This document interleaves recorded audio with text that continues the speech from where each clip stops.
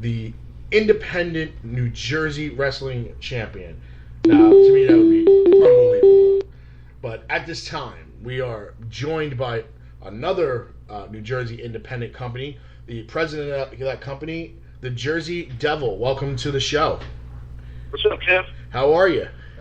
I'm good. How's everything? Not bad, not bad. We were just talking about like this dream I have where every New Jersey promotion would enter their heavyweight champion into a tournament to be crowned the official New Jersey independent heavyweight champion. It sounds like a great idea. Only probably think it'd take about 4 years to get that done. There's a million of them in Jersey, isn't there? Yeah, we had 2 years of politics, 2 years of egos to get over. Right. By that chance. Well, because today everybody's a superstar. Yeah, well, you can thank WWE for that, with all this televised stuff, and now with Tough Enough again and NXT. Everybody wants to be that next guy, and everybody wants to take that brass ring. I do the air quotes, brass ring, and run with it. But I can't blame them. But some people this is a second job. Some people this is a primary source of income. I can't knock anybody because I watch you guys wrestle, and I'm tired just watching you guys. So I can't do it. Oh, you could do it. Yeah. It's not, they say wrestlers are born; they're not made. You know what I mean? But you spend enough time around the business, you spend enough time in a pro wrestling ring, you get some good trainers that are out there. Anybody can do it. And I tell all my guys, it's how bad you want it. It's not how bad we want it. We already did it. Now we're here for you. So see, you put the time and the effort in. That's what I wanted to talk to you about, because this is what I've heard about you before I even attended my first D2W show. And again, Jersey Devil is the promoter for D2W Wrestling. Check them out on Facebook and check them out. I want to cut you off there first, Kevin. Yeah. I'm a pro wrestler turned promoter. I think that's what sets my company, or I try to set my company aside from others, because I'm not in it for the money. Of course I want to cover my bills and things like that, but I am not a promoter. I am a professional wrestler who turned into a promoter. I've been in locker rooms all over the world. I've been in locker rooms all over the United States. I think I have a good grasp on, what makes a good promotion, what makes a good locker room, and from my travels throughout my career, that's what I've taken and that's what I've tried to put into D2W. So I am not a promoter. I'm a professional wrestler turned promoter. I agree with that. What I was going to say is that I was kind of given an insight by some of your guys, Jarrett Foster, who was your champ, and right. the Down Boys, who are your tag team champs. They told me to come down. It's different. It's very tight. Everybody's a very close, family-like atmosphere. But they put on a great show. They have a great following, and there's the egos are there, but they're not like I was used to seeing other places. This was a place where there was a lot of respect being used with everybody there. But I was told, and of course that's one of your mottos, is that respect is earned there. It's just not automatic. Right, it's respect is earned. It's not given. I have it on all my T-shirts and sweatshirts and on my banners, and that's exactly what I tell everybody. I'm an old school guy, and I try to. I'm a little disappointed at the way the business has gone throughout the years, and they've gotten away from the respect part of it. And that's when I first got on your program here, I said everybody's a superstar, and that's kind of how everybody believes, and that's not it. You have to earn it, and if you're going to come and you want to try to be a part of D2W, you're going to earn it, because you're not going to just walk in the door and step into the ring and do what you want. You're going to learn. You're going to do it the right way, or I don't. There are hundreds of people, wrestlers, indie guys that contact myself and a couple of my trainers looking to get in the door. So, I just, all my guys know, myself included, everybody's replaceable. If you think you're a superstar, there's another guy that wants it more or is a little bit more hungry, who do 110%, 110% of the time. So that's where this company is. We try to set it different.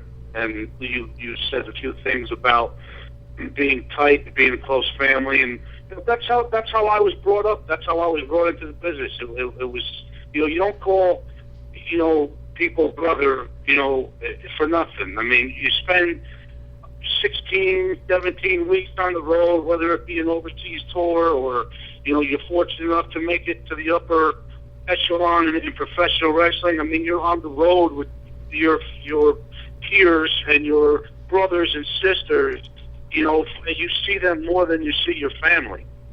So for somebody, and I take offense to that, somebody to come up to me and call me brother who doesn't know me just because you're an indie, you're an indie guy looking to make a name for yourself. Like I said, I'm an old school guy, and that doesn't work for me. No, I understand. It's very understandable.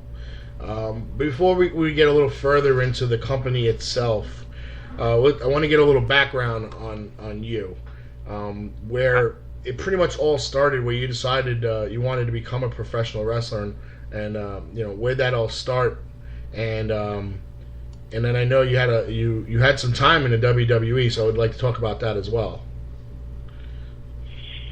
Yeah. Actually, a lot of people don't know. I actually trained with the Ultimate Warrior. That was the first place I went when I was a kid. I flew out to Scottsdale, Arizona, and I trained with him.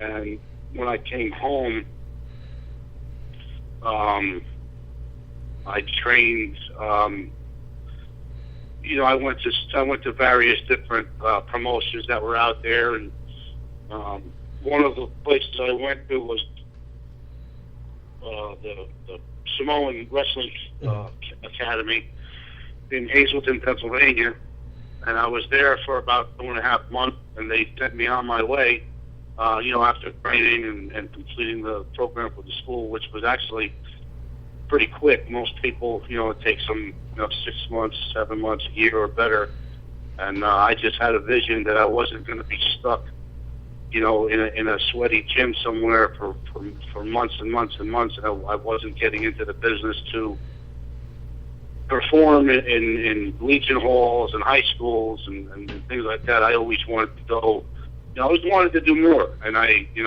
did what I needed to do. I remember wrestling, down in Hagerstown, Maryland for John Rambo at the National Wrestling League and House of Pain Wrestling Federation. I have the utmost respect for that guy. He taught me, he taught me a lot about, professional wrestling. He taught me a lot of, self-defense.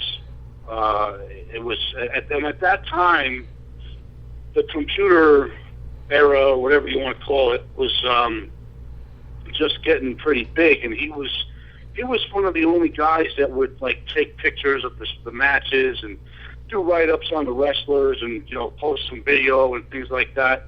And that's actually how I got a lot of recognition, was from being down there for so long. And, him promoting, not only myself, but other guys that were working for him. And from there, it was just, and anybody will tell you, you need to get on the road and go to as many places as you can. And I remember, leaving New Jersey on a Sunday and going to Hazleton, Pennsylvania, to Hagerstown, to Pittsburgh, down to Florida, Pensacola, where, Rikishi was having his own thing, and his uncle, Sika, one half of the Wild Samoans, he wrestled down there. And then we came back up the East Coast, and we did, Charlotte, we did Pennsylvania. And by the time I got back to New Jersey, I think I had about $4 in my pocket. So, I mean, it's a tough thing, and everybody should, try to get as much exposure as you can for yourself, because that's really where, you're going to get, the recognition, and you're going to get the work, and you're going to get places to go. Let's see. After that, I went out to Vancouver, and I actually trained with Boss Ruben. I learned some self-defense, things like that, some submission holds, stuff like that. So, I mean, like I said, I always wanted to do more. I always wanted to be a complete wrestler. People would say to me, well, you need to you need to define yourself as a wrestler. Are you going to be a high flyer? Are you going to be a ground technician? Are you going to be a submission specialist? I wanted to know all of it. So I went and I trained in places where, I could get a little bit of everything, put together, my arsenal, and when I went to the ring, if I got, I could always handle myself. So from there, a long time ago, if I can remember correctly, went up to a bunch of us were invited up to the Titan camp, and I spent some time there. I never really got a contract, but I did some things with the WWE. It wasn't a lot. Really wasn't much to talk about. The only thing I could tell you is that I got hooked up with a promoter that had, or we thought had, something to do, with the WWE, and that's where these overseas tours came from. Because back in like '99, 2000, a bunch of us went overseas and did the, what you see now on TV, WWE Iraq. There was a few of us that went over and actually did that first, because at that time there was a lot of war stuff going on and hatred between countries, and actually people didn't know if you actually fly out there and be able to get what you set out to do done, which was wrestle, for the troops and wrestle for the people in the towns and things like that, and actually get on a plane and make it home. So it was a little scary, but we were kind of like the guinea pigs, and we got it done, and everything was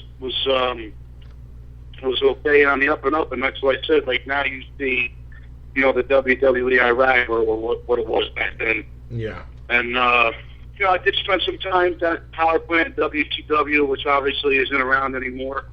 And I was getting older, not really, making a lot of money, and I realized that, I'm probably better off, sticking around home, home, and I got tired of being on the road and missing everybody back home.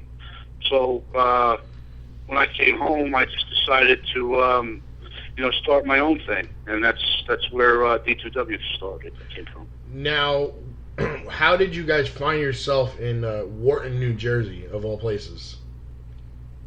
Well, I live in Rockaway, which is the next town over. And when I started to do this, when we first started, I actually started, D2W has been around for a long time. We actually used to run out in Pennsylvania. Mm-hmm. And we did a few shows out there. I had a partner that, I had the ring, and I had the wrestling, the talent, the connections with the wrestlers and the referees, and my partner was supposed to take care of, booking the towns, out in Pennsylvania, because he had the hookups with the town. He was involved with the local newspaper out there and out by Hazleton, and so like I said, we had started out in Pennsylvania, and things weren't going the way we had expected them to go. So I kind of put it on the back burner, and then when I, decided to pick up and do this again, I went to every place I could think of, Bingo Hall, Legion Hall, VFW, high school. I mean, you name it, any place that I thought, we could hold a wrestling show at, to try to do this. And the last place I went to was this Legion Hall in Wharton. And funny story, when I walked in to the Legion Hall to speak to, at the time was the commander of the Legion Hall. I mean, he was like this tight, army, stone-faced guy, and I said to myself, this is never going to take off. This guy's not going to let me do what I want to do here. And he actually turned out to be a really cool guy and let us, on a trial basis, run our show there. And 5 years later, we're still at the American Legion Hall in Wharton, which is our home base. We run there, as you know, the first Friday of every month, mm-hmm. As opposed, in addition to other towns and places that we go throughout the years. Now, how many boxes